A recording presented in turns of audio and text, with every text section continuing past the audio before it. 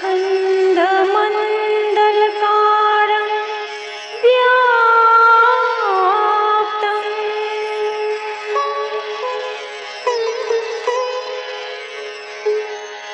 येन चराचरं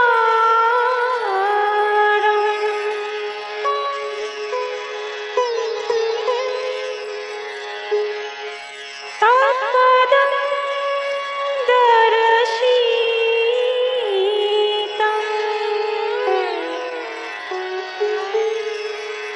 येन तस्मै श्रीगुरुवे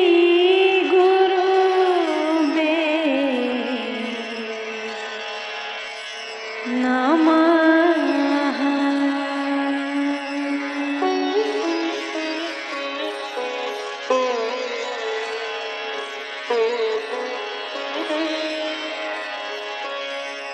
कर्मणे बाधिकारस्ते मा फलेषु कदाचन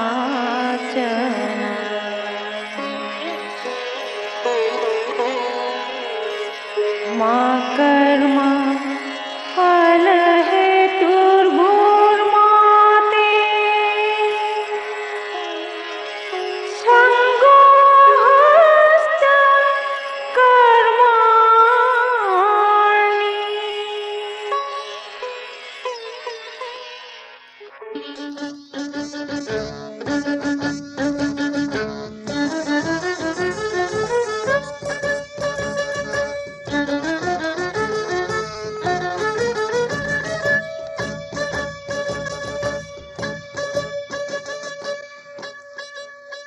कुरुपतिसु खंथबियो थबक असिगे मतम चप चारे खंजे कुरुपतिना याबिररोय खनबिरगदि खंजद्रे तौबमक्ति विराट महाराज के मथक्ता खुत्था सिहायरगदि थाहौरसि महाराज। चुम्मी महाराज मतांग दी चप चार बने किजोक सेनापति न लेंगे मतम मधुदा विराट महाराज न हाय हुम न पांजरम बतनी हौजिक मक्की ओइरिबा मस्टराज की फिबम मसिददी महाराज विराट न येक न बंगाक थोकपा अरूब फिबमनी अदुनबो हाइजबनी कुरुपति हौजिक मत्सराज के चरांग खोइरांग नरिङै महाराज मथोंग मरम खंद्रिङै चेर असिदा ऐना मतम कुइना निंजरक्पा पांगथोक जहौरगे कुरुपति।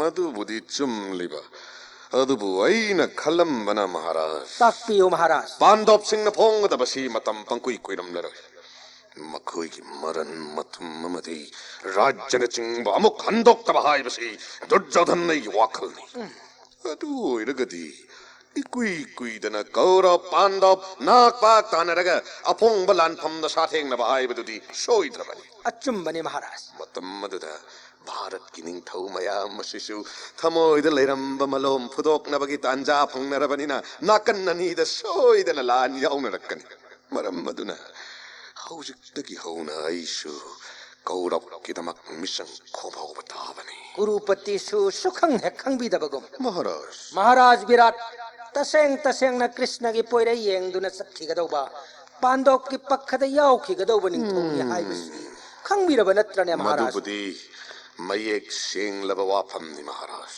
अदुमकपु यारगदी थेम नौदुना आइगी मिशन ओइहनगे खनमनी ओइरोइदौबा वाफमदा चेत पथाजब थंबिखरगदी मखा ताजनिंगाई लेजद्रे महाराज। अदुमकपु विराट महाराज गा कुरुपति गा पुक्निंग वाखल मानव हाइबदुमदी कैदौनुंगदा ओइथोक्ते सीरब तानफमदा अदुगुम्ब मिसक्मी ओइगा मिसंग ओइबिदुना henna खुदोंग थिनिंगाई ओइगनी सोइदने यक्नब ओइरक्कदब महाक्तुदे नमथबगी नमथबा हौजिक होरेन ngaidana matang charingai asida laksan hobana pharoidrane Kurupati मधुना चुमलगद्रा महाराज ओइरोइदब वाखल सागत लोरगा ममै थंगदा पुक्निंग नुंगाई तब हेन्नब थवोंग तारगद्रने महाराज अदुनबो हाइजबनी Kurupati matang charingai dura yektana thamlakpa Virat महाराज के मथक्तलमन खुमजहौरगे मांग खबर आज्ञा इरन्नेथुम ꯈꯣꯡꯃꯨꯂꯥꯟꯃꯤ ꯀꯌꯥꯃꯨꯛ ꯅꯧꯅ ꯈꯣꯝꯖꯤꯟꯖꯍꯧꯔꯒꯦ महाराज ꯋꯥꯐꯝ ꯑꯁꯤ ꯑꯩ ꯏꯊꯟꯇꯒꯤ ꯀꯥꯟꯅꯕꯁꯨ ꯑꯣꯏꯗꯦ ꯒꯨꯔꯨꯄꯇꯤꯒꯤꯗꯃꯛꯇ ꯑꯩꯅ ꯉꯝꯖꯕ ꯃꯇꯦꯡ ꯄꯤꯕꯗꯁꯨ ꯑꯆꯧꯕ ꯂꯝꯕꯤ ꯑꯣꯏꯔꯛꯅꯕ ꯋꯥꯐꯝ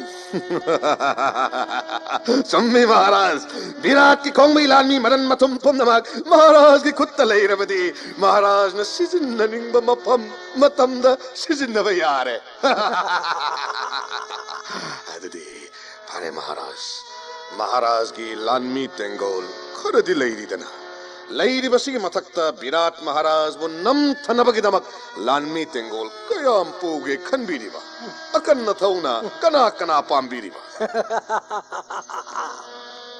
गिजोक सेनापति याउद्रबा विराट की तेंगोल लाक्सनबा अदुक यामना खुद चंगनिंगाई ओइदे गुरुपति अदुमकपु सोयहनबा याबा खोंगफम ओइदबना समूलानमी सगोलानमी खोंगलानमी पुन्ना ऐख्यौइनी तेंगोल अहुमदंगदी पिबी अदुगा कौरव पक्खगी मसक नायबा कल्लथौ कनासु पुजररो तौबतदे सेनापति अनिदंगदी थाबियु कौरव लानमीबु लमजिंगनबा अदुदी फरे मधुमक तौबिरो महाराज कोइदोंगै खोंगसानबिगे खनबिरिबा पंजिकान चिंबा खरदंग खनबिगद्रा सोइदन बिजोय फंगलगनी खंगलबा खोंगफम मसिदा पांजिका येंगलुदुना कैदौगबनो महाराज अयेंग हेक्ता खोंगसान जरगे कुरुपति मत्स्य देशता लान चंगबसी अइना खनबदा महाराज मखा माइकैदगी फुजिल्लकपना खुदोंग चाबा हेनगद्रा खंजै मखा माइकैदगी महाराज अदुदी सुंदरसी महाराज ताक्पिगनी मियोइबना पांगथोकनबा होतनबा खुदिंगमक सोइदनबगिदमक मपा लाकनरिबा ngaktani अदुमकपु खुदिंगमक सोइद्रि हाइबसिदी यादे असेंग मरम मदुना सुखसोय मक्सोय दनबा अदुगा विराट निंथौगी सनबी सनाव पुंदमक खोमदुना पोरकनबा अइना अचौब तेंगोल अमगा पूरगा अवांग सिमानादगी तक्सिलकलबा सुशर्मा आइना मखा माइकैदगी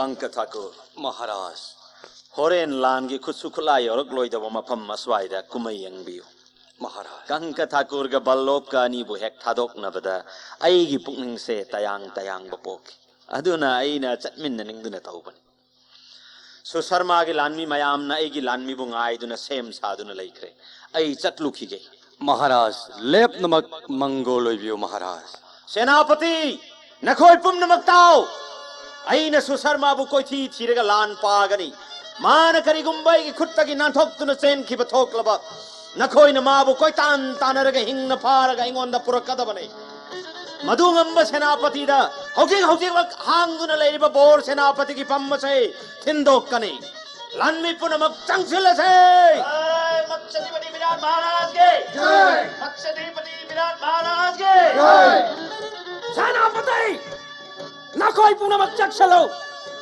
ngasigi lan phamase aigi punsigi khoidagi maru oiba laiba klep kadauri balan phamne yengo virat maharaj gi lami tengol se aina khanbada ai chawini tengol tarama thoi mukta oigane yakna bagilami punamak changsilakle minung si thamdana yakna bagilami punamak pumanghan gadabane aina virat maharaj ga satheng nagane नमदनमाबु फागने लानमिसा संगसिलसै जय महाराज सुशर्मा की जय महाराज सुशर्मा की जय महाराज सुशर्मा की जय हाय सुशर्मा मिसेल ngasidi nathoi hengna ba hotna jau ahal loirabana pangal yaudraba ningthau naseni pakki jok na hakkanari ngai matam do ngasidi loikre ngasidi nang mukanmina ba kana sulairaroi mikop asimaktadagi nakong nama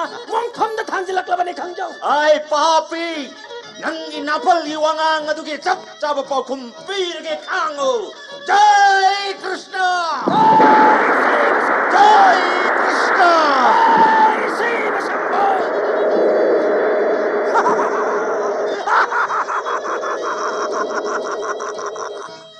Khanglabra Virat come the way Howsek aina nang boy ge rot ke firal se khok punna thamgane Lan Misa! Mai tira ba ning thawasay? Biral chay khok ta pullo!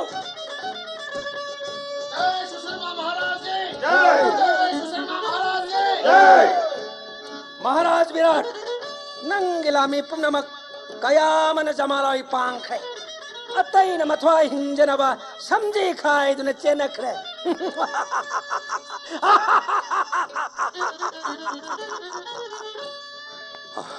Yamagi Bhimsen. Yamung Maharaj. Pibam masida isilina hoy koi tumin ne yeng no leibi yadre yaima. Yamung. Sanaya thang adu ta ngai jeri bani. Hojik kari pangthok so haibiriba takpiyo Yamung Maharaj. Virat Maharaj namai thiraduna masara ijada korok pilami sanglatune isilina hoy koi leifam amadi aron bakhang khibade top na butham matam masukui maseng sadana marum thuptu nei mai pagum na yokpi thakpi raklaba Virat Maharaj ki damak te isilina hoy khoina angam mateng pi bagi matam yorakle ni yaima Wabi gano Yamung. Nanaw lan changjage. Mang da hawriba singsu pambi so wisma phuklaga maning mamang ontok na kada sarga Susarma gi lanmi mayam nai thekchage Virat Maharaj kanjaruge natte nate yaima aron basaktam da kijau khat kiba gandharba dumak saharaga Maharaj Virat ko kanbiru bahai basini yamana pamli badi nanaw punma khangjare chachare Yamung yaima yamana nawanda section na sinaga da wa phamamana Virat Maharaj na Susarma wo hingna phabagi pamagi wak manam maduna Susarma wo mritu piba yade ko dada phadana porak taban Virat Maharaj buna kanbirakba asini yamana pamleba dada nanaw na subsoi soidena Susarma bu pharga sana saron kachagani nanaw chachare dada chalo chalo yaima Sri Govinda ne kripa to Vishnu yaima dada jai Krishna Come the way Virat Maharaj. Kang labra Susarma gite. Matam kui na thamoy nung da sing na laklaba laman. Ngasi nangi na thakta khum lagani.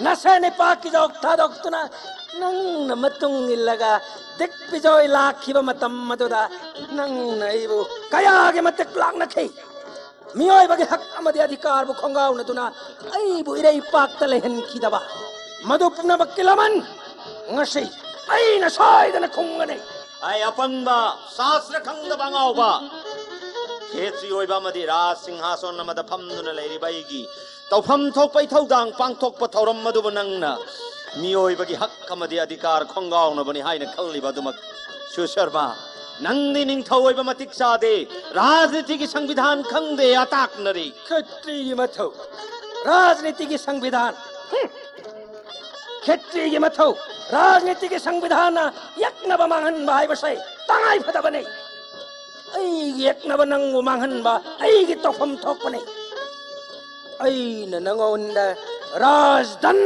pigani rajdan da dei nahak nalai pak thadok tuna na thwai puduna chanja khiba natrabade hot kane thang na macet kaktuna hat kane asiba na sado sa kai gi machinjak ohen gane madugi tungda nachani pau torbu yai phau duna hat kane maharani sudesanabu minayo he gari papi sharam chachat panang manai sao tor gi tubum nam tang hek kalan bada aingon na khut hek tharak pada makha kari tarakani hai bado nang khang jodri apangba yengane makha kari tarakpa mitpe na yengane nang buina sangsar dagi jamaloi ta thakhragane lan me pumnamak harau mathoi ka khalau joy dane lau kalau jai Susarma Maharaj ki jai Susarma Maharaj ki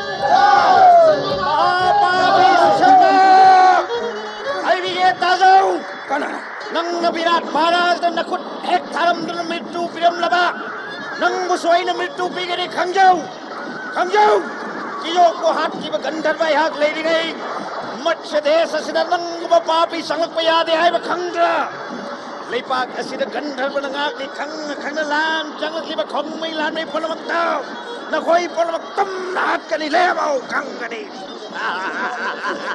ꯂꯥꯟꯃꯤ ꯄꯨꯝꯅꯃꯛ ꯆꯦꯟꯈ꯭ꯔꯦ ꯑꯗꯨꯗꯤ ꯑꯩꯅ ꯀꯝꯗꯧꯕ ꯂꯥꯟꯃꯤ ꯁꯥ ꯆꯦꯟꯈꯤꯅꯣ ꯌꯧꯔꯛꯂꯦꯅ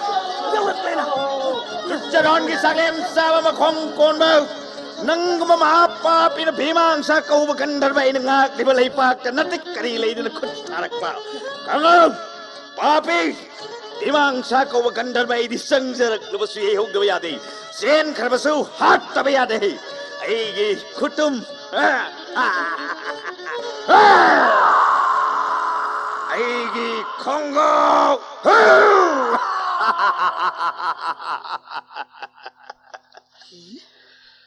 ꯒꯟꯙꯔꯕꯅꯤꯗꯅ ꯁꯤꯗꯤ ꯑꯩꯕꯨꯗꯤ ꯍꯟꯅ ꯌꯦꯡꯗꯦꯅꯦ ꯃꯁꯦ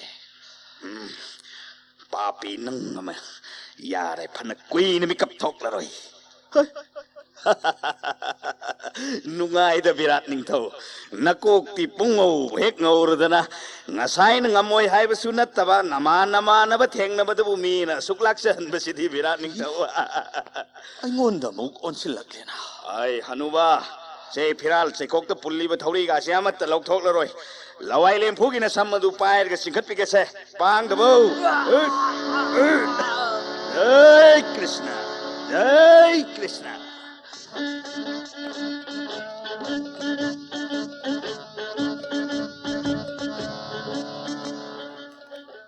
यमुंग महाराज याइमा सनाया थंकाय देनबा ननाई सुशर्मागा विराट महाराज गा सना सरोन ननाव याय मन कच्चरी ज्ञान लाक मतम नायक तंगदी ngaibidaba yadre yamung महाराज याइमा मृत्यु मक्ति ओइद्रि को इबुंगो मिट्टू मुक्ति ओइद्रि वाबी गनो यम्बुंग फरे नसा सेंदोक्लोरो खुलै थुरो याइमा फगनी दला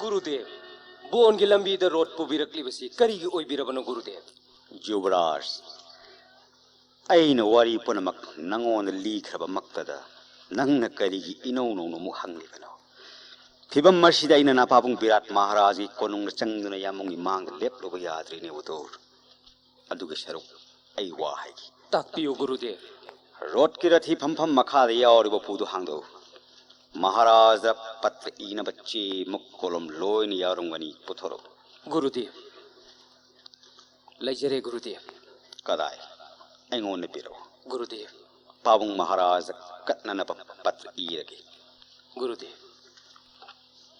गुरुदेव इबीरिबा पत्र की मरोल सिंह सिबो कहिदोरगे युवराज मसधीपति महाराज के सना चरोंद ननाई ब्रहनाला अमदी नजायब उठोर युवराज अखोइन भक्ति कच्चरी नत्ती वाई असुम हौदन करी हाइन हौगदगे ने युवराज नते नते गुरुदेव गुरुदेव न ननाई बुचान बीरबदी ngasi gi patra se nanai aina होय होय होय होय होय से नंग हेक इनिंग वाई दमक इजरो से जे कलम से लौजरो से फनी गुरुदेव उत्तम ब्राह्मण ओइबिरिबा कंक ठाकुर की चोरोंदा तोलब ननाय उतोरना कोटि प्रणाम कच्चर मथंगा मच्छधीपति पाबुंग महाराज की चोरोंदा नचा उतोरना भक्ति कच्चर लोइनना ननाय बृहनलाना कंक ठाकुर की चोरोंदा दंडबोट प्रणाम कच्चर कहिनो ने हेगो तोर नंग इबा वारोंदुदा महाराज के सना चौरोंदा बृहनाला इन भक्ति कच्चरी हाय होरो दने बंगो गुरुदेव पाबुंग महाराज की इज्जत सम्मान कन्वीरिबा पांडव के अर्जुन महावीर न महाराज विराट कुंभ अमद प्रणाम कच्चरी हाय बसिबो गुरुदेव ओंथोक पनी तको पागी बंगो तोर होय होय सासिदी नंग हेक इनिंग बतुते इरो गुरुदेव इपु बृहनलागा नचा उतोरगना लान जोई ओइजरी पुकनिंगी चिंगनब पुमनमक थादोकपीदुना इपु अमदी नचाना कोनुंगदा हलकपा ngaibiramo Ibungo, Gurudev, Aikoi any the bone manung yor kikedabanina, and hakti taptarani. Gurudev. Patrashi Hana Maharaj the Hon Krasi. Tu. The Nipa much Ibashi, Guru. Go Pamali, Chalo, Mabu Konung the Taku. Phagani Gurudev.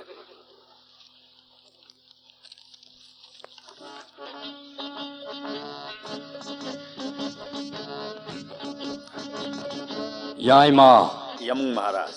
Nangi Torangasi, Gaurop Gilanmi Singna, Ingit Punky de Goyaima. Makoi di Sateng Nadring, the Ngam Namak Sen Credada, Kanasu Aibu Konglamoy.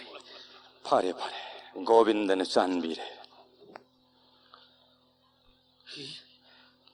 Kankatakur, Maharaj, Balo, Sanayatan, Kankatakur, Maharaj. Masida Taduna Lady Basis Sarmanatra. Asumani, Maharaj Susarman. Papi, tongue as in a manga, say, oh, you got Mangli Maharaj, Amuktang Ibiko. Kutchalava Loksing Yaw, the Lemai that Adun later Bamabu. Yet nobody hide in a Karam the Kulai Tagani Maharaj. Hey, Susharma, Papi, Hogalo. Nang Papi, Nang Natak, Tongmaning Tony Hibase, Kanga. Tawa you sit on a Hanaibu Singarakpa. Masigi chap chaba pau kumde nang bu hogyam mritu piba tavane hayo nang kari pame Amukta Taptabi Maharaj, Masagi Kongmi Lanmi Punomak Sen Kraba. Ningtong Matantang I Hodaba, Amabu Kutchalava Matamda, Mritu Danda Piba Haibasi, Maharaj Gilang Lava Mingtata, Sauraba Makpamale Ganine Maharaj. Maharaj ga Thakur ga anigi soronda nanay eno wapam amutang gachage sumdawa Susanma ko papi si lanbir si hairgadi makut khulai macha amatang pahelaga adum yagadra haijariba Balhop, Honade. Mio Bekuna Sastraginium Nagtaba Honade. Why did he put the Misak Aduna Mana Toribadoma Pare Kanzi? Why did Yapang Mamina Mayam the Gimana Single Kanzi? Susharma Ngasidi namang the leb liba dhanmagileng da upalo era bathaku sinanang bukan biraman Chalo Natwai Puduna Nabungo Durjadon Gimakong the Tujaraga Pau Pum Maksita than a Tamjaru Ikairunu Maharaj Susharma Uthi and Lurabadi Maharaj Sila Juktarangani Nung di Sing Saibe Hek Tai the Ko Krishnanandi Wangmada Kongilanmi Mayamado Maharaj Mungairam Lani Yoro Matcha Desta Amuk Anna Landarki Torang Tobiru Nuko Landarakati Ladana Wakal Ladu Pawudan Kalakpada Maharaj Lady Pam Madura Nasaiki Gandharvado Yorkani Kaunuko Pare Yoro Nashishu My Tirabara Tio in Han Madatara Ningto Imanava Mayam Gimamanda Tenkang Nirak Virat Gimapamda Susarma My Tiraba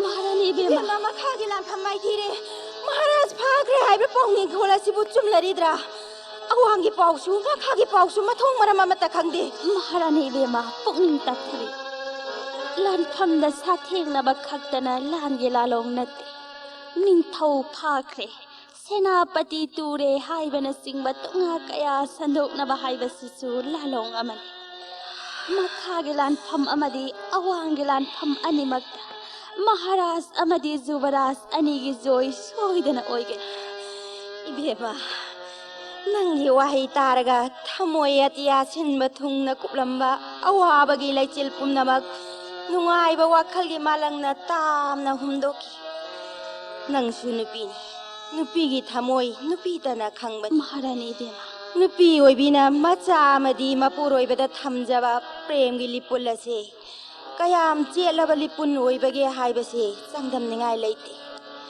Nupi Oibi Singi Wakalgi Atapamdi Ipuroiba Amadi Isani Doibema Takpiriba Yatang Aduma Taibang Lisat Kimatung Ina Yeta Ningai Late na Sumlabani Asumba Asing ba Mamao Oibigi Tamoy Pan Binupi Masana wagadaba mapamda wabiduna Masana sigadaba mapamda mamang ta na mahutsin na tawai tadok ꯃꯁꯥꯒꯤ ꯄꯨꯟꯁꯤꯕꯨ ꯀꯟꯕꯤꯅꯕ ꯊꯧꯔꯥꯡꯕꯗ ꯑꯔꯨꯕ ꯁꯤꯟꯊꯥ ꯑꯣꯏꯗꯦ꯫ ꯇꯁꯦꯡꯅꯃꯛ ꯁꯇꯤꯠꯇ ꯑꯣꯏꯕꯤ ꯅꯨꯄꯤꯁꯤꯡꯗꯤ ꯃꯄꯨꯔꯣꯏꯕꯒꯤ ꯃꯅꯥꯛꯇ ꯂꯩꯖꯕꯅ ꯁꯔꯒꯗ ꯂꯩꯕꯗꯒꯤ ꯁꯔꯨꯛ ꯂꯤꯁꯤꯡ ꯂꯤꯁꯤꯡ ꯍꯦꯟꯅ ꯅꯨꯡꯉꯥꯏꯖꯩ ꯄꯦꯟꯖꯩ꯫ ꯃꯔꯝ ꯑꯗꯨꯅ ꯃꯍꯥꯔꯥꯅꯤ ꯏꯕꯦꯝꯃꯅ ꯎꯇꯣꯔ ꯖꯨꯕꯔꯥꯖꯀꯤꯗꯃꯛ ꯑꯃꯗꯤ ꯃꯍꯥꯔꯥꯖꯀꯤꯗꯃꯛ ꯄꯨꯛꯅꯤꯡ ꯂꯥꯡꯇꯛꯅꯕꯤꯕ ꯍꯥꯏꯕꯁꯦ ꯍꯧꯅꯁꯥꯅꯤ꯫ ꯅꯪꯁꯨ ꯈꯜꯂꯨꯗꯣ ꯏꯕꯦꯝꯃ, ꯃꯍꯥꯔꯥꯖꯒꯤ ꯃꯥꯏꯀꯩꯗꯗꯤ ꯂꯩꯄꯥꯛ ꯍꯨꯞꯅ ꯆꯠꯈꯤꯗꯣ, ꯃꯍꯥꯔꯥꯅꯤ ꯏꯕꯦꯝꯃ ꯎꯇꯣꯔꯒꯤ ꯃꯥꯏꯀꯩꯗꯗꯤ ꯕ꯭ꯔꯤꯍꯅꯂꯥ ꯃꯈꯣꯏ ꯑꯅꯤꯇꯃꯛ ꯆꯠꯈꯤꯗो ꯃꯁꯤꯅꯤꯁꯦ ꯑꯩꯅ ꯈꯟꯐꯝ ꯈꯪꯗ꯭ꯔꯤꯕꯁꯦ꯫ ꯈꯥꯒꯤ ꯂꯥꯟꯐꯝꯗ ꯊꯦꯡꯅꯔꯤꯕ ꯃꯍꯥꯔꯥꯖꯅ ꯃꯥꯏ ꯄꯥꯛꯄꯗꯒꯤ ꯑꯋꯥꯡꯒꯤ ꯂꯥꯟꯐꯝꯗ ꯊꯦꯡꯅꯔꯤꯕ ꯖꯨꯕꯔꯥꯖꯅ ꯑꯃꯨꯛꯀ ꯍꯦꯟꯅ ꯐꯖꯅ ꯃꯥꯏ ꯄꯥꯛꯀꯅꯤ ꯃꯍꯥꯔꯥꯅꯤ ꯏꯕꯦꯝꯃ꯫ ꯏꯕꯦꯝꯃ, ꯅꯪꯅ ꯍꯥꯏꯔꯤꯕ ꯋꯥꯍꯩ ꯑꯗꯨꯃꯛ ꯏꯁꯣꯔꯅ ꯆꯥꯟꯕꯤꯗꯨꯅ ꯄꯤꯅꯕꯤꯕ ꯑꯣꯏꯔꯁꯅꯨꯀꯣ꯫ ꯍꯦ ꯀ꯭ꯔꯤꯁꯅ, ꯖꯒꯠꯀꯤ ꯃꯄꯨ, ꯅꯅꯥꯏ ꯁꯩꯔꯦꯟꯗꯤꯅ ꯍꯥꯏꯖꯔꯤꯕ ꯑꯁꯤꯃꯛ ꯏꯕꯨꯡꯉꯣ ꯅꯪꯅ ꯊꯧꯖꯥꯟꯕꯤꯌꯨꯀꯣ꯫ ꯃꯄꯨꯔꯣꯏꯕꯒꯤ ꯃꯐꯝꯗ ꯑꯗꯨꯛ ꯆꯦꯠꯂꯕ ꯊꯥꯖꯕ ꯊꯝꯕꯤꯔꯤꯕ, ꯅꯖꯥ ꯏꯕꯨꯡꯉꯣꯒꯤ ꯃꯐꯝꯗ ꯑꯗꯨꯛ ꯈꯛꯂꯕ ꯊꯧꯖꯥꯟ ꯊꯝꯕꯤꯔꯤꯕ ꯃꯍꯥꯔꯥꯅꯤ ꯏꯕꯦꯝꯃꯅ ꯍꯥꯏꯖꯕ ꯚꯒꯋꯥꯟꯅ ꯁꯣꯏꯗꯅ ꯄꯤꯅꯕꯤꯒꯅꯤ꯫ मत्स्यधिपति विराट महाराज के, मत्स्यधिपति विराट महाराज के, मत्स्यधिपति विराट महाराज के। ꯁꯩꯔꯦꯟꯗꯤꯅꯤ, ꯃꯍꯥꯔꯥꯅꯤ ꯏꯕꯦꯝꯃ ꯍꯥꯏ ꯆꯨꯝꯂꯦ꯫ ꯏꯕꯦꯝꯃ ꯈꯪꯂꯦ ꯅꯪꯁꯦ ꯑꯆꯝꯕ ꯅꯨꯄꯤ ꯅꯠꯇꯦ, ꯂꯛꯁꯃꯤ ꯒꯨꯟ ꯆꯦꯜꯂꯕꯤ ꯁꯥꯗꯅ ꯆꯨꯝꯂꯕꯤ ꯔꯃꯅꯤ ꯑꯃꯅꯤ ꯍꯥꯏꯕꯁꯦ ꯑꯩ ꯈꯪꯂꯦ꯫ ꯂꯥꯎ ꯏꯕꯦꯝꯃ, ꯏꯃꯥ ꯀꯣꯟꯒꯦ꯫ ꯃꯍꯥꯔꯥꯅꯤ ꯏꯕꯦꯝꯃꯒꯤ ꯊꯧꯖꯥꯟꯅꯤ꯫ ꯁꯤꯡꯍꯙꯥꯔ ꯊꯣꯛꯁꯤꯗꯅ ꯃꯍꯥꯔꯥꯖ ꯑꯣꯛꯂꯨꯁꯤ꯫ ꯅꯠꯇꯦ ꯅꯠꯇꯦ ꯃꯍꯥꯔꯥꯅꯤ ꯏꯕꯦꯝꯃ, ꯖꯣꯏꯙꯅꯤ ꯂꯥꯎꯗꯨꯅ ꯂꯥꯛꯂꯤꯕ ꯃꯑꯣꯡ ꯑꯁꯤꯅ ꯇꯥꯛꯄꯗꯤ ꯃꯍꯥꯔꯥꯖꯀꯤ ꯃꯥꯡꯑꯣꯏꯅꯅ ꯄꯥꯎ ꯇꯥꯛꯂꯕꯇꯅꯤ ꯃꯍꯥꯔꯥꯖ ꯁꯅꯥ ꯈꯣꯡꯂꯦꯡꯂꯛꯇ꯭ꯔꯤ꯫ ꯁꯩꯔꯦꯟꯗꯤꯅꯤ, ꯑꯉꯛꯄꯅꯤ, ꯀꯌా ꯀꯨꯞꯅ ꯈꯪꯂꯤꯕ ꯅꯪꯒꯨꯝꯕꯤ ꯗꯥꯁꯤꯅꯤ ꯑꯃꯅ ꯔꯥꯖꯅꯤꯇꯤꯒꯤ ꯀꯥꯡꯂꯣꯟ ꯀꯌꯥ ꯀꯨꯞꯅ ꯈꯪꯂꯤꯕ꯫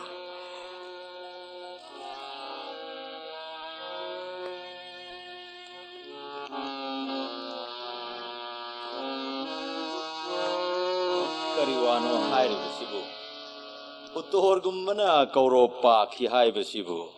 महाराज, सना पुंगनिंग तपथबियु महाराज। सना पुंगनिंग लांगतकनबगी महुता उत्तर द्वार की कखसिदा नचाइबों लाकदबा माइके उतोर सला सोमदलिंग सिनबिदना जुबराज ngahak ngaibibana chunggadra महाराज। चुम्मी ठाकुर, दरबार ngahak famsi हायरगसु दरबार संग यौद्रबसु ngasidi उतोर सला सिदा हेक फमलबा हायबदुनि। महाराज नत्तिने बलोप नंग सुमखल्लु ब्रिहन लागा उतोर ग मखोय अनि तगा कौरव तेंगोल पारुनी हायबसिबु। तेंगोल ग लोइनना अखोइना ngahak यौरुबना चुमलोइद्रने ठाकुर। लानगी वाबु करी लुब थबक नोदा महाराज मी यामबा यामदबा जोय ओयकलगा अदु मंगाइदना महाराज। बलोप पुजारेना हायबगुमनदना महाराज ननाई ब्रिहनला यावखिदना सना पुंगनिंग अदु खकन वानिंग लेते ममांगैद ननाई बेहनला असि अरु अरुब लानफम गयादा पांडवकी अर्जुन चटप खुदिंगी ननाई ब्रिहनला तन सारथी हेक हेक ओइबनी महाराज। कंक ठाकुर, महाराज उतोर ngaina पोंथा यावदना चौबोर ngahak तुम सानसीदना। फकनी सनाया थंग सना थोगन फंगजेगे महाराज। चौबोरगी हाकत असुक यामना अवाब नंगलबा मक्तदा पुंसीगी थादोकपा याद्रबदौना। पाउमी कनागी पत्रनो पुरो कदाई कदाई ही इसा उतोर की पत्रनी ने ठाकुर मसा यौरो केदी हाइदना पत्र ओइना थारकपदे करीब उइरिबनो मागी सिबो। महारानी महारानी इचान लान जोय होरे कंक ठाकुर बोलो इचा उतोर न कौरव तेंगोन ngमले। सैरंदिनी, नैना हाइबा चुम्ले इबेम्मा। महारानी भारत भूमि द विराट इदि लाइबक फब ओइरे अइगी इचा उतोर न कौरव ngमले।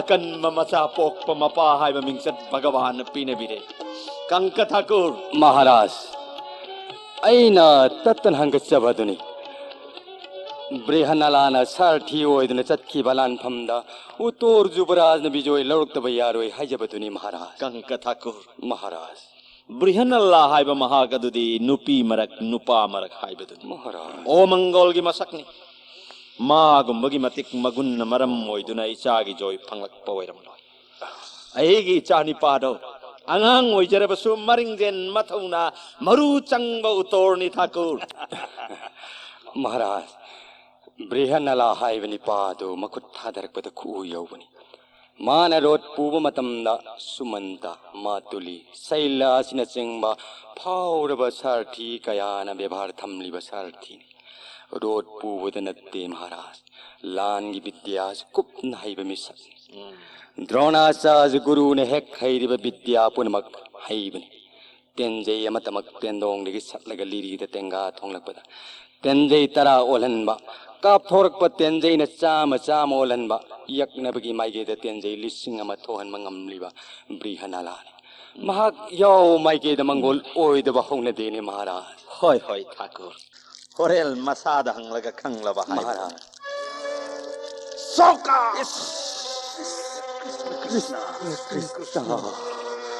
ठाकुर कमदोंने सीधी ठाकुर यमुंग महाराज की लाइबक तसवुर मरुन सोक लेदना object power यमुंग की कोंबी भाई कंते ए शरण देने करी अगले उधर बना ठाकुर की लाइबक तो रक्त धरा हुई दी बसे उधर जेन सरक की ये से लाई माई देता खरबदी मच्छ देश तुम नमांग लगनी पात्र मत याव शरण देने ठाकुर कमदौरिनो सिदी तब थबियो महारानी करिसु हेन सोक्प नतेदा लायुमदगी सोंखलकप चौबोर मरुना पान खरमाने सोइखिबा हाइबतुनि महारानी बेन ओ इदी खक्रे ठाकुर फिसिना असोफा मफमसी अमुक्त पुनसिनजुना थमजगे ठाकुर महारानी मसी पुनमक्ति लाइरी सेरंद्रनी अइंगोंदगी सिंथरक परक्तदो हौजिमक इसिंगदा हाइ थको फगनी ठाकुर कृष्ण कृष्ण ऑन्थोक्पा मतौनिदा इकाई क्रेदा नसिगी मवंगसी कंका ठाकुर ब्राह्मण की थमोइदा विराट अइबु इराहल पीख्रबदी अइदी हंदक मपोक असिगे प्रायचित लैररो महाराज ठाकुर नंगी पुक्सेल तपलबा लौसिंगना चोलबा धर्मदा ता ओइरबा ब्राह्मण नंगी थमोइना मिकुप अमत्ता ओइरबसु वारौबीबा थोकलगदी महाराज दी कोंगमद्रबा वाबा फंगबा सोइद्रबनी ठाकुर ngasi पाप की थौदोक असिगिदमक थमोइ चेंगना अमुक्तदी ngakpi नत्ते नत्ते महारानी जगत की मियोइबना सोइदबा ngamba haunabra सोइखिबा हाइबसिमक्सु सोइख्रसनु खन्न सोइखिबा नत्ते करिसु नत्तबा सिगिदमक्ता कना कनादा दोष पीगदौरिबा महाराज महाराज अमदी महारानी ने खंगी आई थमोइद थौदोक असिना मरम मोइदुना पेंदबा करिगुम मत लेजदी महाराज सुदेशना नंगा सैरंद्रिनीगा अंतपुरदंग हक लैरुखो फगनी महाराज महाराज नजाई मो उतोर जुबराज योरकले सना सुरोंद खुरुम जगे हंगचर ई महाराज थुना चंगलक ओहाई खोबल हो महाबुनी ngसाइदगी ngainari base बलहोब जुबराज मथन तमक संहलो ब्रिहनालादी संहलखिनो यम फगनी ठाकुर कंका ठाकुर महाराज करिगिनो ब्रिहनाला चंगलक पद करिया कायबा लैबगे सना चोरोंद तपना हंगचगे महाराज अकाय वाफम करिसु लैते महाराज ओ जुबराज उतोर पाबुंग महाराज नंगाइरी संगलो जुबराज जगत न फंगमद्रब गुण कयान लैतेंग भीरिब ठाकुर की चोरहंत तोलब ननाय उतोर न तंदबोट प्रणाम कच्च लाइबक फबोयो जुबराज लाइबक फबोयो करिनो उतोर की मवोंग सिबु मत्स्यधिपति पबुंग महाराज की सना चोरोंदा नचा उतोर न प्रणाम कच्चरी उतोर ngसाइदगी इचागी पाउ तानिंगदुना लांगतक नंगाइरिबनी मतिक मथौना चावर बलह पुजारी की चोरोंदा ननाय उतोर न भक्ति कच्चरी जुबराज की मंगोल से हेक्ट हाइथरसनो है Masi mawong may tawtaw siya. Uto. Ngasi sana korop tenggol paru bagi pau mayak seng natam. Nang na kari kam daw ba? Napu brihanala na kari kam daw ba hai bado tasi. Tamjage Pabung Maharaj. Thang na karam na hai ba? Kongpham na karam na chohong ba? Ten na karam na kapa. Thang pairaga tamgera. Lirung ten pairaga tamgera. Tammo ipayenge. Pabung Maharaj. Thang su paijero. Lirung ten su paijero. Nachana pauk to oina tamjage Pabung Maharaj. Tammu tammu tar si Jubaraj. Thakur bo. Pabung Maharaj su tabiyo. Samudra ki matau gumlab kaurop ke opar tengol bo hek ubda nanai utor aidi mangi matau gumkre. Jubaraj. Upay lerektraduna hik kapchar. Matam duda ipu brihana lana. Adum tau bahong nabra haina kaya di saure. Kaurop tengol karisu leitaba sibu. Aina pa singai dana haiduna ipu brihana lana. Lan pagi hotnaringada gandharba mathungle. Gandharba. Jubras. Madugi gandharba do kari kulai pai tamu Lirung tasi. ten pai thaku. Dhanu tangka torpa khudingi brajkoti tabadagi hen kanna nille. Masana rathisu sarthisu animak oiraga matik chauraba aduk yam khirba kaurop ki rathi maharathi mayam adubu ngai hak tangi manungda lakshin ki Pabung Maharaj. Ipagi maikai makhalan phamda su adumna. Kusungang sangang ba gandharba malak tu na ipabu kandiki. Aikoi gi leibak sidi gandharba nang akpidala. Pabung Maharaj. Pare. Nangi mama ki chok laitre hai bagi waning ai laitre dana. Chatlo. Nama gi antapurda nama nanangbu khaurang nang airam gani. Phagani Pabung Maharaj.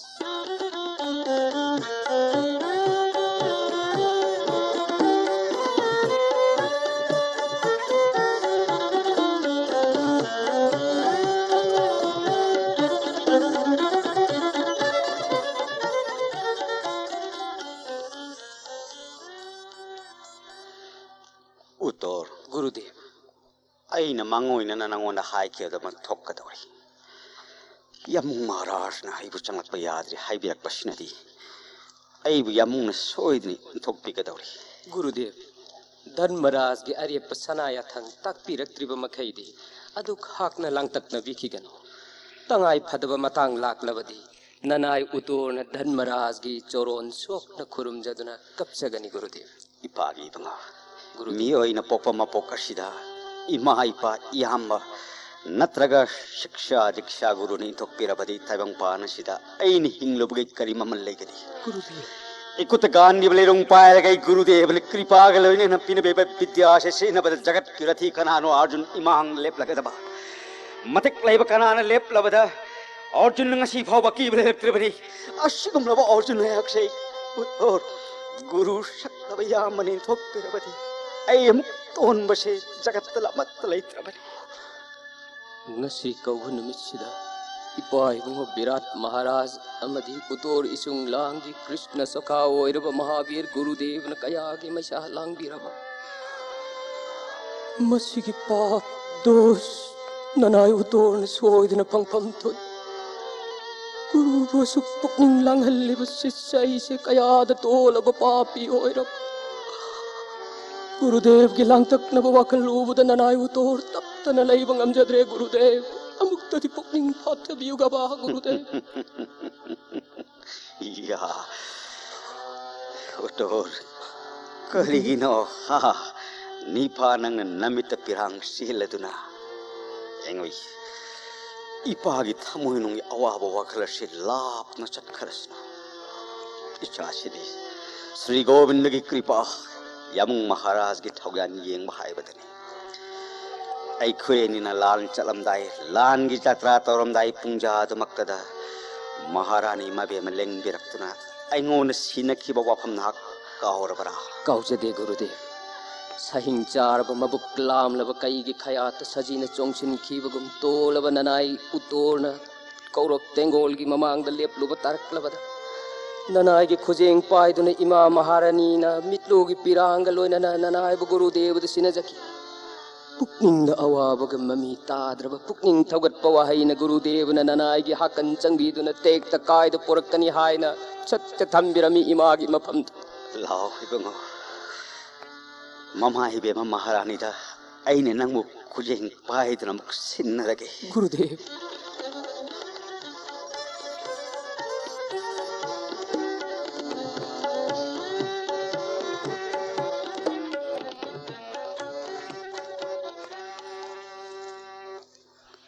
Bema, Serendini. Maharani Bema. Ngasi pungning ngasi kaya ada makalang kraba. Masih pumnamaksi nang nasin bangagtani. Nati ngasi sibu nang di inung nungai tabra hai ba Serendini. Mapuna nungai bada yaudraba. Mapuna wa bada wamin na bangam zedraba manai hai badudi manai nati. Yek na ba oiredana Maharani Bema. Aduga karigino nang na chap leptuna amu marak-marakta nungbang nabagam uri badu karigino Bema. Masu mapugi damak na naina. Sandes karadang siyamzariba se. Horen maza ibungona koida ba wat kadra singnazariba. Masu mapuyaw buyawrakli. Yang biyone se Maharani Bema. Maza ibungobu brihan nalana paibam na napamduna. Mamagi amrit ko kiba anganggong purak inasi. Pungning hura bat hamoy denung sita kahawala bat saktam. Lukta na utor na yeng liba miyengas. Utor bumata nung gimapari gum kaya nung sina yeng jariba. Utor gimay tong datari ba mamina apo pumapada matsana ke jabagum oy na jabagum uri. Maharani Bema Masharais ge wangang khaida Kaurop tengol marak telang silur ba sanhalik lang mani pareng liglu amat kelan nana ina mak pujarakle Mama Bema gi khuya khada na jahe bang otor amuk han kachar Mama Bema gi na tha nung na cha bu chi na kon na loksin biroko Prihanala. Ipu ge bang otor jubaras इपु imagi soron sok na khuramjo Imagi bungo. इमादा cone खुरुमजरी Eben सेलेंद्रिनी की मफमदा नसूना हाना चोरोन छोकना खुरुमजरी Eben इपु Brihannala के थौरांगना नसूना लान ngमजरकले Zubara. इचल इबेमा उत्तरागा नसूना बेना उतोर ऐंगोंदा इचल की लाइथिबी साननब फी खोम ओ हाइबदो पुजरकले पुरुक पंगमद्रब फियाम सिंह अदुदी ngमनमक मैद थादोक चरमले इबेन Nungai. Pele Zubara. इबेन Madutta natte. Jubaras na karop tengon da piga da basaite. Hayeng matam mamada amuk kasulaman te na kumlaga papi makoy gi matabak segay gadabani. Makoy gi matabak tagi tarak pangang ba itana iben gi kok tahori ba samlang se masu sange Jubaras. इबे मधु पुमनमक इपु ब्रिहनला की थौजाल न ngमजगे को Jubara. Prihanala. Tingkang na kuyo mo oiraba taibongi manungda amitra yaubagom. Samudra gi kongreng manungda tanglaba manimukta laibagom. Suklaba umangda ketaki pambi haubagom. Tanglaba gun kaya gi mapu oiriba Prihanala. Mabema Ngasidi sudes na gi thamoy se pankhayaw na pel. Maharani Mabema Ngasidi sudes na ipamdagi nang napamba matadi hayo. Thamoy seng na nangwanda katki.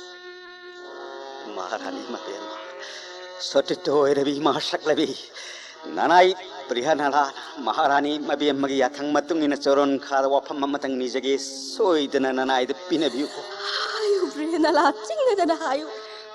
nanai na pamjaba Maharani Mabema na pibiye khanbiragadi Maharani Mabema sei kumsing yamlakle mapangal solabi imagi shaktam murakta imagi choron pangut kudong thibagi ire chen thadna awanagi torei kayada mathang leptana kauksing oina tauk thariba nanai Prihanalagi punsiya se matam mamada ekhoi gi thamaki wajarabi imagi seba maton lomjuba madutadi sotit oirebi imahai bema Maharani yathang gi nanai Prihanalan leptamak pangjake ko mabema Prihanala. mabema Kana kang na udana. Nangi thamoy la kahiro nungda. Mama kay na bagi marina chagrabli. Maharani mabema ꯅꯪꯒ ꯇꯥꯝꯅꯈ꯭ꯔꯕꯤ ꯅꯃꯥꯒꯤ ꯊꯃꯣꯏ ꯅꯨꯡꯗꯨꯅ ꯑꯃꯨꯛꯀ ꯍꯦꯟꯅ ꯃꯆꯥ ꯀꯥꯏꯅꯕꯒꯤ ꯃꯔꯤꯅ ꯌꯩꯕꯗ ꯊꯃꯣꯏ ꯂꯀꯥꯗꯣ ꯀꯨꯏꯊꯔꯝꯕ ꯁꯣꯏꯗ꯭ꯔꯕꯅꯤ ꯏꯕ꯭ꯔꯦꯅꯂꯥ ꯃꯕꯦꯝꯃ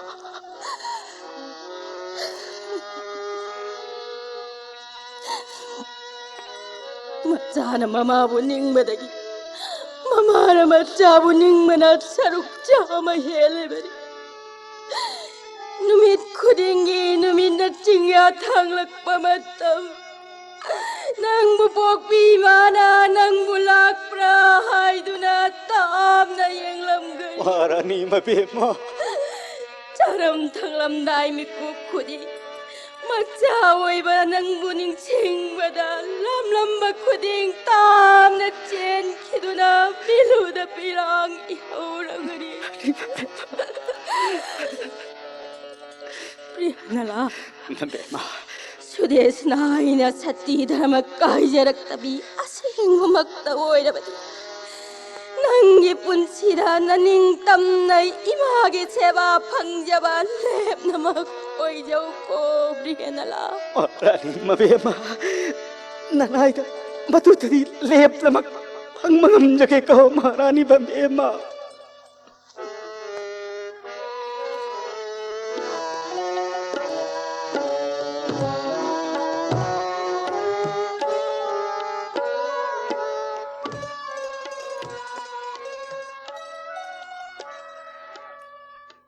अर्जुन करिगिनो नंग याम की नाकता लाकपति करी हाइनिंगे हायो ꯌꯥꯝꯕꯨꯡ ꯉꯁꯤ ꯅꯅꯥꯎꯅ ꯎꯇꯣꯔꯒ ꯂꯣꯏꯅꯅ ꯍꯜꯂꯛꯄ ꯃꯇꯝꯗ ꯌꯥꯃꯨꯡ ꯃꯍꯥꯔꯥꯖꯅ ꯑꯩꯕꯨ ꯆꯪꯍꯜꯂꯛꯈꯤꯅꯨ ꯇꯥꯛꯄꯤꯈꯤꯕꯒꯤ ꯃꯔꯝ ꯅꯅꯥꯎꯅ ꯈꯪꯖꯅꯤ ꯇꯁꯦꯡꯅ ꯌꯥꯃꯨꯡ ꯃꯍꯥꯔꯥꯖꯅ ꯅꯅꯥꯎꯕꯨ ꯂꯠꯅꯕꯤꯔꯕ꯭ꯔꯥ करिनो नंग पेहो पेहो ngang libasina mathong maramdi khangdana madugi da maksinta tawribro ngaiko ngaiko madugi maramdu yam sugaina haigeta ꯃꯗꯨꯗ ꯈꯪꯖꯅꯤꯡꯕꯅ ꯅꯅꯥꯎꯗꯤ ꯉꯥꯏ ꯉꯝꯖꯗ꯭ꯔꯤ ꯇꯥꯛꯄꯤꯌꯨ ꯌꯥꯃꯨꯡ nangna khanglibadini yamungna pamba sawor sidi pamido virat maharasu adu mangai susarma ge lan loirga halaktuna nakhoi bu ngai bu ina virat maharaj ga yamung maharaj ga sawor thoni tawbudi tan chadaba sum tho haibadini virat maharaj na langba sawor marudu layum mataktagi kadumdagi no ama chap hekta haigla aga yamungi laibakte hek khan khreda ꯀꯁ ꯑꯗꯨꯗꯤ ꯌꯥꯃꯨꯡ ꯃꯍꯥꯔꯥꯖꯒꯤ ꯂꯥꯏꯕꯛ ꯀꯌꯥꯝ ꯁꯣꯛꯂꯕ ꯌꯥꯝꯅ ꯁꯣꯛꯄꯕꯨꯗꯤ ꯅꯠꯇꯦꯗ ꯆꯧꯕꯣꯟ ꯃꯔꯨ ꯍꯥꯏꯕꯗꯨꯅꯗꯤ ꯁꯥꯃꯨ ꯃꯌꯥꯅ ꯁꯥꯕꯅꯤꯗꯣ ꯃꯗꯨꯅ ꯁꯪꯈꯣꯡ ꯃꯌꯥꯗ ꯄꯥꯜꯂꯒ ꯎꯟꯁꯥ ꯃꯌꯥꯝ ꯑꯗꯨ ꯁꯦꯊꯔꯛꯇꯨꯅ ꯄꯤꯁꯨꯝꯗ ꯄꯨꯂꯞ ꯄꯩꯗꯨꯅ ꯍꯦꯛ ꯂꯩꯕꯅꯤꯗꯅ ꯌꯥꯃꯨꯡ ꯋꯥꯐꯝ ꯑꯁꯤꯃꯗꯤ ꯅꯅꯥꯎꯗꯤ ꯇꯨꯃꯤꯟꯅ ꯂꯩꯕ ꯉꯝꯖꯔꯣꯏ ꯕꯤꯔꯥꯠ ꯃꯍꯥꯔꯥꯖꯒꯤ ꯃꯊꯛꯇ ꯅꯅꯥꯎ ꯈꯨꯠ ꯊꯥꯖꯔꯒꯅꯤ ꯅꯅꯥꯎꯒꯤ ꯋꯥꯁꯛ ꯌꯥꯃꯨꯡ ꯌꯥꯏꯃꯁꯨ ꯈꯪꯕꯤꯔꯕꯗꯨꯅꯤ ꯈꯪꯒꯅꯤ ꯉꯁꯤꯗꯤ ꯉꯥꯏꯈꯣꯅꯦ ꯅꯪꯕꯨ ꯅꯨꯡꯉꯥꯏꯈꯤꯗꯦꯗ ꯌꯥ ꯐꯤꯡꯒꯗꯕ ꯑꯩ ꯐꯥꯎꯕ ꯐꯤꯡꯕ ꯇꯜꯂꯕꯗ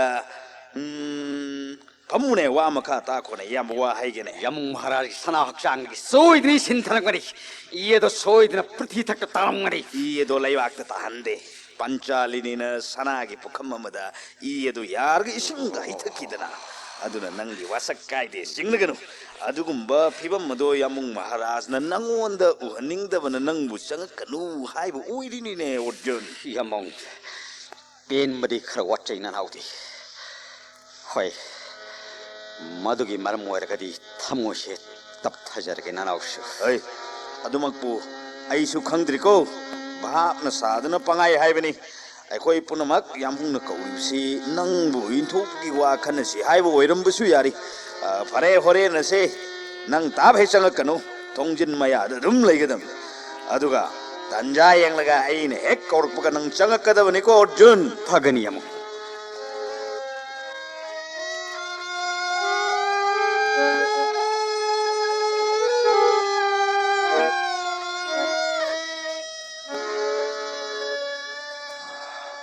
이나우사 그리노 어준노 허직 파워 여럭트리버시고 야이마 나나 어준두고 파워 삐람드라버라 허직 파워 여럭다버디 야몽 마하라스 이나우 अर्जुनदु यामुंगने इंथोक पीरे चंगकनु हाइबीरे हाइदना गुरु मना फंगले हाइदना कप कपदन चटखरी माने करिवानोने मादी कदाइदे चटखरबा इनाउदुबु साइनासी ओइरनी ꯇ꯭ꯔꯤꯊ ꯀꯣꯏ ꯆꯠꯇꯨꯅ ꯂꯩꯔꯅꯤ ꯍꯥꯏꯅ ꯀꯞꯂꯗꯅ ꯑꯩꯉꯣꯟꯗ ꯍꯥꯏꯔꯝꯃꯤꯅꯦ ꯌꯥꯝ ꯅꯠꯇꯦꯅꯦ ꯑꯩꯅ ꯃꯥꯕꯨ ꯏꯟꯊꯣꯛꯂꯦ ꯍꯥꯏꯕꯁꯤꯕꯨ ꯃꯉꯣꯟꯗ ꯀꯅꯥꯅ ꯍꯥꯏꯔꯤꯕ ꯆꯦꯜꯂꯨ ꯌꯥꯏꯃ ꯑꯃꯨꯛꯇ ꯆꯦꯜꯂꯨ ꯑꯃꯨꯛꯇ ꯀꯧꯔꯨꯆꯣꯅꯦ ꯌꯥꯏꯃ ꯅꯪꯕꯨ ꯀꯔꯝꯅꯣ ꯑꯩꯅ ꯇꯧꯒꯗꯧꯔꯤꯁꯤꯕꯨ ꯀꯗꯣꯝꯗꯅꯣꯅꯦ ꯆꯠꯂꯝꯒꯗꯧꯔꯤꯕꯁꯤꯕꯨ ꯀꯗꯥꯏꯗꯅꯣ ꯑꯩꯅ ꯃꯥꯕꯨ ꯑꯃꯨꯛ ꯑꯣꯍꯣ ꯊꯤꯅꯔꯨꯒꯗꯧꯔꯤꯕꯁꯤꯕꯨ ꯀꯩꯗꯧꯒꯦꯅꯦ ꯌꯥꯏꯃ ꯇꯞꯊꯔꯒꯅꯨ ꯍꯥꯏꯕ ꯑꯗꯨ ꯌꯥꯃꯨꯡ ꯏꯅꯥꯎ ꯑꯔꯖꯨꯟꯁꯤ ꯏꯟꯊꯣꯛꯄꯤꯕꯗ ꯁꯣꯏꯗ꯭ꯔꯕꯔꯣ ꯀꯔꯤꯅꯣꯅꯦ ꯌꯥꯏꯃ ꯅꯪꯅ ꯍꯥꯏꯔꯤꯁꯤꯕꯣ ꯀꯅꯥꯅ ꯃꯥꯕꯨ ꯏꯟꯊꯣꯛꯂꯦ ꯍꯥꯏꯕ ꯐꯔꯦ ꯑꯗꯨ ꯑꯣꯏꯔꯒꯗꯤ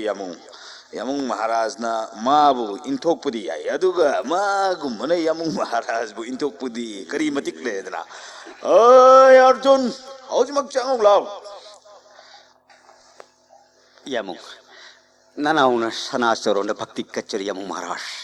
ꯍꯩ ꯑꯉꯥꯎꯕ ꯅꯪꯕꯨ ꯌꯥꯃꯨꯡ ꯃꯍꯥꯔꯥꯖꯅ ꯏꯟꯊꯣꯛꯏ ꯍꯥꯏꯕꯁꯤ ꯀꯅꯥꯅ ꯍꯥꯏ ꯀꯅꯥꯅ ꯍꯥꯏ ꯑꯔꯖꯨꯟ ꯐꯤꯕꯝ ꯇꯥꯟꯖꯥ ꯑꯃ ꯑꯣꯏꯕꯗꯒꯤ ꯅꯪꯕꯨ ꯑꯣꯟꯅꯤꯡꯗꯗꯅ ꯌꯥꯝꯕꯅ ꯍꯥꯏꯕꯇꯅꯤ ꯅꯪꯅ ꯃꯗꯨꯒꯤꯗꯃꯛ ꯑꯔꯦꯝꯕꯗ ꯅꯨꯡꯅꯥꯡꯂꯤꯕ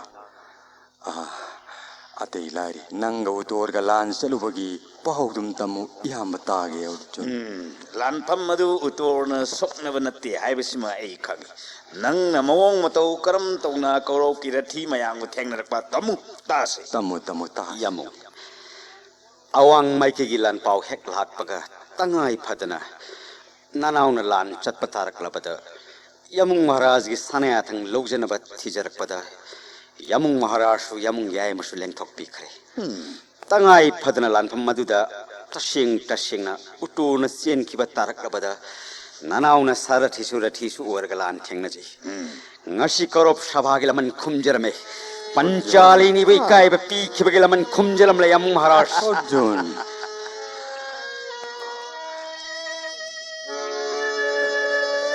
ꯀꯔꯤꯅꯣ ꯅꯪꯒꯤ ꯋꯥꯐꯝ ꯑꯁꯤꯗꯤ ꯍꯥꯏꯌꯨ ꯃꯑꯣꯡ ꯀꯔꯝꯅ Nanauna Mona Asrakapna Tengol Punamak Sumjinjare. Arjun Madugitanga Bayu Asrakapaka Gurudev Ibudu Guru Nandan Kripacharja Yamung Turchadon Manga Sidamak Tamlaga Rati Ponamaki Mapi Mulagamai Tadokcharme. Arjun Krishna ꯃꯗꯨꯕꯨ ꯏꯅꯥꯎꯁꯥ ꯃꯤꯑꯣꯏꯕꯅ ꯇꯧꯕ ꯍꯧꯅꯕ꯭ꯔꯥ ꯃꯥꯡꯂꯦꯗꯅ ꯏꯌꯥꯝꯕꯒꯤ ꯍꯦꯔꯥ ꯑꯗꯨꯒꯤ ꯋꯥꯗꯤ ꯌꯥꯃꯨꯡ ꯃꯍꯥꯔꯥꯖ ꯀꯧꯔꯧ ꯁꯚꯥꯔ ꯗꯨꯁꯥꯁꯅ ꯄꯟꯆꯥꯂꯤꯅꯤꯗ ꯆꯠꯊꯈꯤꯕ ꯊꯧꯑꯣꯡꯒꯗꯨꯁꯨ ꯃꯤꯑꯣꯏꯕꯅ ꯆꯠꯅꯗꯕ ꯕꯦꯕꯥꯔ ꯑꯃꯅꯤ ꯗꯗꯥ ꯑꯗꯨꯃꯛꯇꯤ ꯄꯟꯆꯥꯂꯤꯅꯤꯒꯤ ꯃꯔꯥꯏꯕꯛꯇ ꯕꯤꯙꯤꯅ ꯇꯝꯂꯛꯈꯤꯗꯅ ꯇꯧꯕꯅꯤꯅꯦ ꯉꯁꯤꯒꯤ ꯏꯅꯥꯎꯁꯥ ꯏꯅꯥꯎ ꯑꯔꯖꯨꯟꯒꯤ ꯈꯣꯡꯐꯝ ꯑꯁꯤꯁꯨ ꯔꯊꯤꯁꯤꯡ ꯑꯗꯨꯗ ꯕꯤꯙꯥꯇꯥꯅ ꯂꯦꯞꯈ꯭ꯔꯕ ꯋꯥꯐꯝ ꯑꯣꯏꯔ ꯃꯥꯜꯂꯦ ꯌꯥꯃꯨꯡ ꯃꯍꯥꯔꯥꯖ ꯃꯗꯨꯔꯦ ꯌꯥꯏꯃ ꯃꯗꯨꯗꯤ ꯏꯅꯥꯎꯒꯤ ꯗꯣꯁ ꯂꯩꯇꯦꯗꯅ ꯑꯔꯖꯨꯟ ꯅꯪꯅ ꯀꯧꯔꯞ ꯊꯦꯡꯅꯕꯗꯤ ꯅꯁꯛ ꯂꯣꯜꯂꯒꯗꯤ ꯊꯦꯡꯅꯩꯀꯣ ꯏꯌꯥꯝꯕꯒꯤ ꯕꯉꯥ Yadava Matanga Madagi Tashing Hector Tenazari. Aduga Yamung Panchali Nasusahi Suri Habi Ingit Amananau the Pirak Paduda.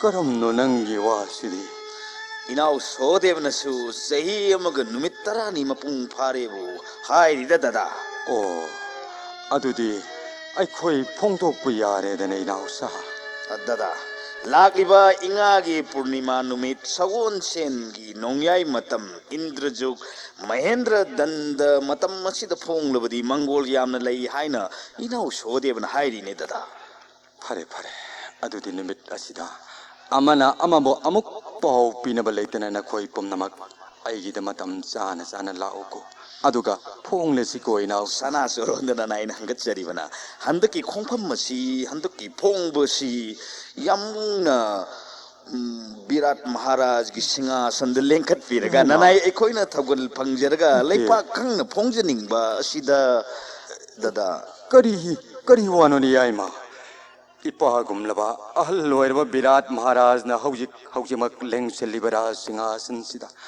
ꯑꯩꯅ ꯍꯦꯛ ꯐꯝꯕ ꯍꯥꯏꯕꯗꯣ ꯍꯧꯅꯗꯦ ꯑꯗꯨꯗꯤ ꯍꯌꯦꯡ ꯈꯟꯅꯔꯁꯤꯀꯣ ꯐꯔꯦ ꯅꯈꯣꯏ ꯄꯨꯝꯅꯃꯛ ꯅꯐꯝꯗ ꯄꯣꯊꯥꯔꯨꯔꯣꯀꯣ ꯏꯅꯥꯎꯁꯥ Pagani.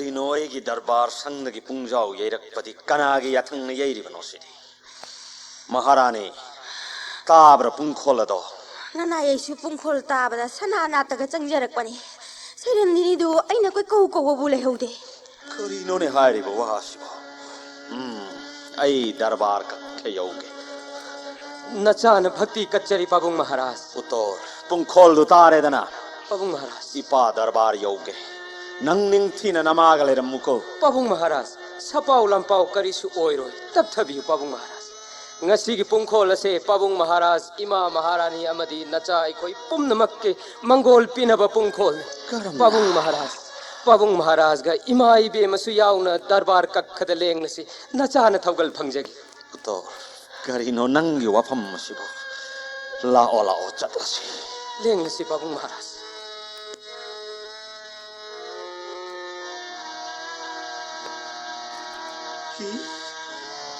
कंक ठाकुर राज बेस सेट लगाई मक्के सिंहासन नंग फम दुना ले बल्लो नंग जुवराज की फम फम महारानी फम फम दना सैरन जी अदुगा ब्रिहनला ग्रंथिक अरिष्ट नेमी न कोई न मसक नाय बंगम मथौ सिंह की फम दुना ले मतम कोई न सक सकतम खंगन लौनम दुना मरुप साधुना लेरंबदी आई राजगादी असित मुन्नब थौरांगलम फै अंथांग असिन न खै पुनो मृत्यु पीरगे मांगले पाबुंग महाराज अमुक्त तप थबिको थांगखुम द थांग हंजिन फिको नचागी वाही सिंह से अमुक्त दिता बिको ने पाबुंग महाराज उतो ngasi थौरांग असिन नंग याव सिन बदि विराट इतुंग द नंग सोइदन फंगलगद राज सिंहासन सिंगाई ngमलक्त्रदुना नंगना निंथौ खुबम मुन्ना बहटना बनिदा सेंगना खुमो नत्रबदि नंगी नंगक अदुना पुमनमक की ममांग थाना लाइबाक तो कैलनगे हायो करिगिनो गुरुदेवना हौजिक फाव इंगित अमत्त पिबिरक्त्रिबसि खुमो करिगे तुमिन लैरी ओ गुरुदेवनी कृपा बिना पाबुंग महाराज की ओई थंग सना खुद नचागी समचेत न पाइबिरगा हाइगत पिरिब थंगसांग अदो थंगकुमदा मुक्त हंजन बिको पाबुंग महाराज सना पुनिंग अमुक्त तप्थ बिको पाबुंग महाराज नचान वारम पुमनमक सना चोरोन हंगत येंबियो पाबुंग महाराज सूर्यदेव गुम मंगाल नायरब तप इंगलब राज सिंहासन द चिंगलेम नंगान थोई बिरिब निंग थौरेल कंक ठाकुर से अतई कना सुनते पाबुंग महाराज पांडव की धर्मराज युधिष्ठिर हाय बदुनी ने पाबुंग महाराज करियो कृष्ण सखा पांडव मंगागी मयाम बहल धर्मराज युवराज की आसन लेंगसिन बिरिब अकन मसिना पांडव की भीमसेन ने पाबुंग महाराज मथंग देख लेंगसिन बिरिब अमंग बनोंगी मचू बुंगम जन फजर बसिना नचा उतोर ऐगे गुरुदेव ओइरब पांडव के अर्जुन ने मथंग लेंगसिन बिरिब सिंह असिना नोकुल सोदे महारानी की फम द पूर्णिमा था जगुम नंगान थोई बिरिब इमा इबे मसिना पंचालिनी द्रौपदी ने पाबुंग महाराज द्रौपदी निंथौगी ममोम द्रौपदी तो Pagi ngasi ipahadi amak palaitraba krishna sakha mayam gi mafam dalang jarur ipahagi dos asidi karam na ko maharaj ai di vaishno ki dos phang lagati kari kam dogani mioi taruga sinai gi nak talaklam dai ahing amagi manglan da govinda ne ingit bibik ai na murkha oi bana पाबुंग महाराज वाभी इमा महारानी सियाउना कृष्ण सोखा ओइरब मयाम मसिगी मफम न संजदुना अखोइगी दोष कोकना न बहाई जरसिने पाबुंग महाराज Imangi ए धर्मराज मतम कुइनगी ममांगदगी सद्गगुम वांगलब नतिक नगुन ताजरग करंब मतम the Pandav मंगाबु सक उजगदगे गाइजरक धर्मराज रसिगेगी दोष सिबु करिना कोक्सगद सना पुगनिंग तप थबियो महाराज तंगाई फदब फिबम ममदगी महाराज गी अयाब सनाया थंग याउदना ꯑꯩꯅ ꯄ꯭ꯔꯤꯇꯤ ꯗꯦꯕꯒꯨꯝꯂꯕ ꯃꯍꯥꯔꯥꯖꯒꯤ ꯔꯥꯖ ꯁꯤꯡꯍꯥꯁꯟꯅ ꯃꯤꯀꯨꯞ ꯈꯔꯗꯪ ꯐꯝꯖꯔꯦ ꯃꯁꯤꯒꯤꯗꯃꯛꯇ ꯑꯩꯕꯨ ꯃꯍꯥꯔꯥꯖꯅ ꯉꯥꯛꯄꯤꯌꯨ ꯍꯧꯖꯤꯛꯇꯤ ꯔꯥꯖ ꯁꯤꯡꯍꯥꯁꯟꯗ ꯂꯦꯡꯈꯠꯄꯤꯔꯛꯂꯣ ꯃꯍꯥꯔꯥꯖ नत्ते धर्मराज फमलिब फमफमदगी लेंथबिरखी विराट ऐसु मिकुप अमतंग धर्मराज ग लोइनना ऐगी सिंहासन पुन्न फमिन्नरगा ऐगी दोस्त पुंब कोक्चब होइरगे सना पुगनिंगना अदुमना लेपिरगदी लेंखटपिरक्लो महाराज लेंखटपिरक्लो इचाउ तोरा उदेना कनालै इचाउ तोरा कौरु इमा सक्लबी महारानी इबेमा पुंजा सिदा करिगी नुंगबंगनाबिरिबा लेंखटपिरो महारानी की आसोना इबेमा पंचालिनी सखंगदबा फिजंग मरुमदा लैबदगी नफमदा इना काय खिलान खिबा कया कोई खालिंग खा थागनु को इबेमा नत्ते महारानी इबेमा वाफम मदुदी अइना हंगत जगदबनी आसोंदा लेंखटपिरो मसधीपति महाराज सनाचरंदा नानाय अर्जुन करिगम ममतंग निजगी करिनो धनंजय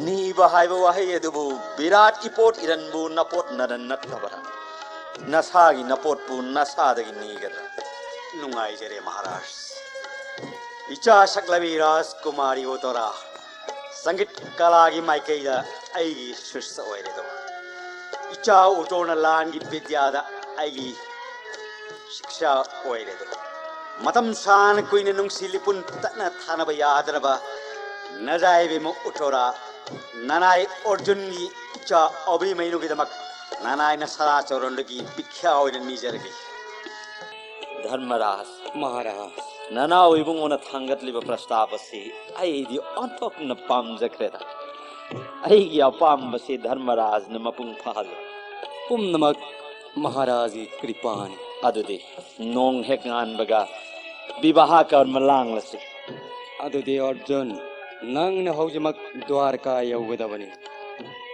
फगनी यमुंग महाराज